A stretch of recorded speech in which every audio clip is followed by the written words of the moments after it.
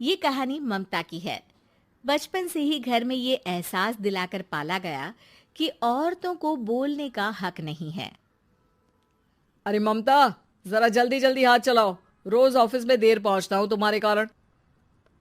लेकिन आपका सारा खाना पैक और तैयार भी है। अरे जबान जितनी चलाती हो उतना अगर हाथ चलाती ना तो शायद घर को अच्छे से मैनेज कर पाती। क्या मतलब है? क्या नहीं मिला आपको? मोजे मोजे कौन देगा? ममता भागकर पति को मोजे देती है। वो हर किसी का ख्याल रखती, लेकिन उसके घर में रोज का रोना लगा रहता। अरे माँ, आज स्कूल में टीचर ने मुझे फीस के लिए डांटा। माँ, मुझे अच्छा नहीं लगता कि स्कूल में फीस के पैसों के लिए मुझे कोई भी बात सुनाए। अरे पर बेटा, ये तो पापा करते हैं ना, सारा ऑनलाइन। मुझे तो इसकी जानकारी भी नहीं है। हाँ हाँ, बना लो बच्चों के सामने मुझे बुरा। अरे करता तो मैं ही हूँ, माना, लेकिन मुझे कोई सपना थोड़ी ना आएगा कि बच्चों की फीस जमा करनी है। अरे बताओगी तो तुम ही ना। ममता की अब ये आदत में शुमार हो चुका था। वो हमेशा हर बात के लिए खुद को ही दोषी मानती। एक दिन वो पड़ोस की दोस्त से कहती है, समझ नहीं आता यार, मैं इतनी डम कैसे हो सकती हूँ। बात तो सही भी है ना। अब पति बेचारा नौकरी करे, पैसे कमाए, या फिर ये देखे कि बच्चों की फीस का वक्त है। क्या करूँ यार। पता नहीं, मेरे पति तो सारा काम खुद ही करते हैं। वो तो कहते हैं कि तुम थक जाती होगी, सारा दिन घर बाहर बच्चे। तो अच्छा, ऐसे भी पति होते हैं क्या? अरे क्या बात कर रही है? भाई साहब कभी तुझे किसी बात के लिए सुनाते नहीं? किसने कहा नहीं सुनाते? अरे ये पति चीज ही ऐसी होती है कि बिना पत्नी को सुनाए उन्हें चैन की नींद कहाँ आती है। तो तू भी परेशान रहती होगी कि कैसे, क्या, कब भूल गई। अरे वो तो मुझे बस इस बात के लिए ताना देते हैं कि मैं वक्त पर खाना क्यों नहीं खाती या पार्लर जाकर अपनी साज सज्जा क्यों नहीं करवाती। पड़ोसन बोल ही रही होती है कि ममता के बेटे की आवाज आती है। अरे माँ, क्या हो गया? लग नहीं रहा कि आज आप मुझे पानी भी देगी। अरे कब से खाने के लिए वेट कर रहा हूँ। अरे यार, मैं चलती हूँ। बेटा खाने के लिए वेट कर रहा है, मैंने उसे खाना भी नहीं दिया। अरे 12वीं में पहुंच चुका है तुम्हारा बेटा, उसे बोलो खुद पानी लिया करे। मैंने तो अपने बच्चों को काम करना सिखाया है। अरे यार, खुद की भी तो कोई लाइफ है। माना जब नहीं कर सकते थे तो किया, लेकिन अब इतने बड़े बच्चों की हर बात मानेंगे तो मुश्किल तो अपने को ही होगी। ममता को पड़ोसन की बात में दम तो लगता है, लेकिन करे क्या, आदत भी तो खुद ही ने डाली थी। ममता घर जाती है कि तभी बेटी आ जाती है। माँ, परसों मुझे एक शादी में जाना है। तेरी वो जो लाल वाली साड़ी है ना, उसे दे देना। मैं आज जाकर टेलर को दे दूंगी, वो उस साड़ी से सूट बना देगा। अरे नहीं नहीं तारा, वो मेरी माँ ने मुझे दी थी और उस साड़ी से मेरी काफ़ी भावनाएं जुड़ी हैं। तुमको ना मैं दूसरी साड़ी दे दूंगी। ओके, कोई बात नहीं, लेकिन आज दे ही देना पक्का। तारा माँ की साड़ी से सूट बनवाकर पार्टी में जाती है, लेकिन जब वो पार्टी से लौटती है, क्या है, मैं तो समझ ही नहीं पा रही हूँ। अरे जब वो साड़ी मांगी थी तो ये छल्ली सी साड़ी क्यों दे दी?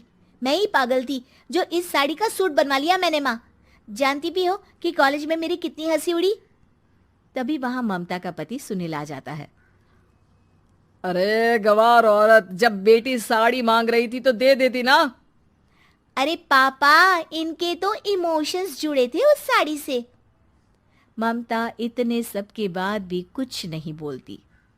मेरी बेटी की बेइज्जती हो गई, मैं बिल्कुल बर्दाश्त नहीं कर सकता ये। मैं नहीं चाहता कि मेरी बेटी से कोई भी ज्यादा सुंदर लगे पूरे कॉलेज में। जी, वो पढ़ने में तारा बिल्कुल अच्छी नहीं है, उसकी पढ़ाई पर आप ध्यान दीजिए ना। अच्छा, अब तुम मुझे बताओगी कि मुझे किस पर ध्यान देना और किस पर नहीं। रमेश जैसा ही ये वाक्य पूरा करता है, ममता की बेटी और पति उस पर जोर जोर से हंसते हैं। अरे ठीक है ना, पता ही नहीं चला कि कैसे वक्त इतना बीत गया। अरे कैसे पता चलेगा माँ, हम लोगों के पीछे जो तू बैताल की तरह चिपकी रहती थी, तुझे कैसे वक्त का पता चलता। ममता को पहले सास ससुर, फिर पति और बच्चों की तरफ से इस तरीके की बातें सुनकर उसका मन बहुत दुखी रहता था। एक दिन, सुनो ना, बहुत दिनों से कमर के नीचे बहुत दर्द रहता है। कल मैंने देखा तो एक फोड़ा था। अरे ममता, एक बार अपने पति से बात करो, वो तुम्हारा फोड़ा डॉक्टर को दिखा देंगे। अरे नहीं नहीं, वो तो गुस्सा हो जाएंगे। अरे क्यों गुस्सा हो जाएंगे? तुमको दर्द है? हाँ, लेकिन वो यही बोलेंगे कि ऑफिस जाऊं या फिर तुम्हें लेकर डॉक्टर के पास। तो बेटे से ही बात कर ले। अरे वो तो मैं कर लूं, लेकिन फोड़ा है ऐसी जगह कि उसे बताते मुझे शर्म आएगी। लेकिन कुछ ना कुछ तो करना जरूरी है ना। ऐसे कब तक फोड़े के दर्द से तड़पती रहेगी?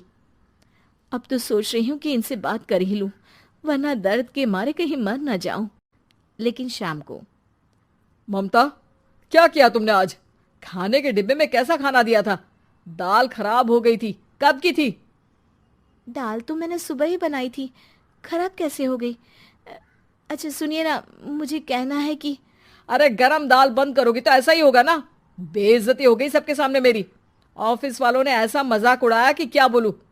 कल से ठीक से खाना देना है तो देना, वरना खाना देना बंद कर देना। बाहर खा लूंगा मैं।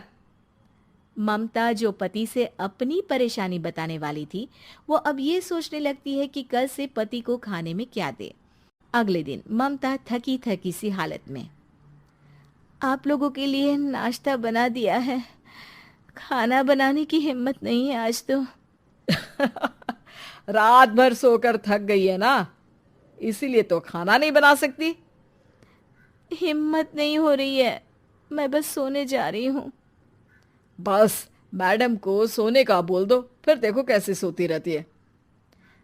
माँ, फिर वही पराठा सब्जी। अरे हमारे साथ के दोस्त एक से बढ़कर एक नाश्ता खाना लेकर आते हैं, आप तो बस। सभी घर से निकल जाते हैं, लेकिन जब शाम को बेटा घर आता है तो घर में अंधेरा रहता है। बेटा लाइट चलाता है। क्या माँ, तुम्हारा भी जवाब नहीं है बिजली का बिल बचाने के लिए? वो बोल ही रहा होता है कि सामने माँ जमीन पर लेटी मिलती है। वो उसके पास जाता है। अरे माँ, क्या हो गया माँ? तभी वहां पड़ोसन आती है। अरे बेटा, तुम्हारी माँ के पैर के पास एक फोड़ा है, जिसके कारण ये लगातार कमजोर होती जा रही थी। मैंने उसे पहले ही कहा था कि घर में बता दो, लेकिन तुम्हारी माँ किसी को तंग करना नहीं चाहती थी। तभी वहां डॉक्टर आ जाता है। अरे इनके ऑर्गन में दिक्कत है, कोई बात है जो इनके मन में खटक रही है। अरे नहीं नहीं, इसके मन में कोई बात नहीं है, कोई काम है नहीं ना इसके पास, सारा दिन बस घर में ही रहती है। देखिए, मैं तो ये नहीं जानता, लेकिन हाँ, इनके मन में हमेशा कोई बात रह जाती होगी, इसीलिए उनकी ये हालत है। अगर आप समय से नहीं ले आते तो हो सकता था कि। अरे नहीं नहीं डॉक्टर साहब, हम पूरी कोशिश करेंगे कि वो ठीक हो जाए। हम लोगों ने अपनी ही परेशानी माँ के सामने रखी, लेकिन किसी ने माँ की दिक्कत को जानने की कोशिश तक नहीं की। हाँ, मैंने भी ममता को हमेशा घरेलू जरूरत से ज्यादा काम का नहीं सोचा था। ममता को होश आता है और वो खुद को अपने बेडरूम में देखती है। वो उठने की कोशिश करती है कि माँ, अब आप नहीं उठेंगी। हम लोग है ना, हम लोग आपको पूरी तरह से खुश रखने की कोशिश करेंगे।